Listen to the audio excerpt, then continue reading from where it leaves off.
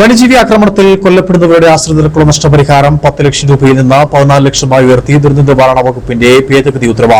വന്യജീവി ആക്രമണങ്ങളിൽ ഉണ്ടാകുന്ന നാശനഷ്ടങ്ങൾക്ക് ധനസഹായം അനുവദിക്കുന്നതിനായി കഴിഞ്ഞ വർഷം മെയ് 9 പുറപ്പെടുവിച്ച പൊതുമാനദണ്ഡങ്ങളിൽ ഭേദഗതി വരുത്തിയാണ് ദുരന്ത നിവാരണ വകുപ്പ് ഇന്നലെ ഉത്തരവിറക്കിയത്. ഏതായാലും വാർത്തയുടെ വിശദാംശങ്ങളും അന്വേഷിച്ചിരുന്നു. അനീഷ്, ഇപ്പോൾ ഇത്തരത്തിൽ അപകടമുണ്ടാകുന്നവർക്കൊരു ആശ്വാസ വാർത്ത കൂടിയാണ് പുറത്തേക്ക് വരുന്നത്. വിശദാംശങ്ങൾ തീർച്ചയായിട്ടും ഇതിൽ ഇടുക്കി പോലെയുള്ള മലയോര ജില്ലകളിൽ അധിവസിക്കുന്നവർക്ക് വലിയ ആശ്വാസകരമായിട്ടുള്ള ഒരു വാർത്തയാണ്. അതായത് നമുക്കറിയാം, ഇടുക്കിയിൽ തന്നെ ഓരോ വർഷവും നിരവധി ജീവനുകളാണ് ഈ വന്യജീവികളുടെ ആക്രമണത്തിൽ പൊലിയുന്നത്. ഇവർക്ക് കൃത്യമായിട്ട് ധനസഹായം എത്തിക്കുന്നതിന് പോലും മിക്കപ്പോഴും ഗവൺമെന്റുകൾക്ക് കഴിയാതിരിക്കുന്ന ഒരു സാഹചര്യത്തിലാണ് ഇപ്പോൾ ഇത്തരത്തിലുള്ള ഒരു ഉത്തരവ് ഉണ്ടായിട്ടുള്ളത്. അതായത് ഈ ധനസഹായം വർദ്ധിപ്പിച്ച് ഈ വർഷം March 15 revenue secretary MG Rajamanickam ഉത്തരവിറക്കിയിരുന്നു. എന്നാൽ ഈ പെരുമാറ്റച്ചട്ടം നിലവിലുള്ളതിനാൽ ഭേദഗതി ഉത്തരവ് പുറപ്പെടുവിക്കാൻ കഴിഞ്ഞിരുന്നില്ല.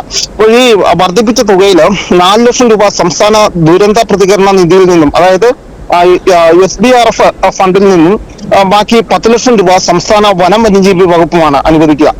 കൊല്ലപ്പെട്ടവരുടെ ആശ്രിതർക്കുള്ള നഷ്ടപരിഹാരം അനുവദിക്കുമ്പോൾ ആക്രമണം നടന്നത് വനത്തിനുള്ളിലാണോ പുറത്തു വെച്ചാണോ എന്നത് കണക്കിലെടുക്കാതെ ധനസഹായം അനുവദിക്കാമെന്നും ഈ ഭേദഗതി ഉത്തരവിൽ പറയുന്നുണ്ട്. അതുപോലെ തന്നെ മനുഷ്യ വന്യജീവി സംഘർഷവുമായി ബന്ധപ്പെട്ട് ദുരിതാശ്വാസ പ്രവർത്തനങ്ങളിലും മുന്നൊരുക്ക പ്രവർത്തനങ്ങളിലും ഏർപ്പെടുന്നതിനിടെ മരിക്കുന്നവരുടെ കുടുംബങ്ങൾക്കും ഇനി ധനസഹായം നൽകും. അതുപോലെ തന്നെ ഈ പാമ്പ്, തേനീച്ച, കടന്നൽ എന്നിവയുടെ ആക്രമണത്തിൽ മരിക്കുന്നവരുടെ ആശ്രിതർക്കുള്ള ധനസഹായം നേരത്തെ 4 ലക്ഷമായിരുന്നു. ഇത് 10 ലക്ഷം രൂപയായി ഉയർത്തിയതായി മാർച്ച് 9 വനം വകുപ്പ് മന്ത്രിയായിരുന്ന AK ശശീന്ദ്രൻ അന്ന് അറിയിച്ചിരുന്നു.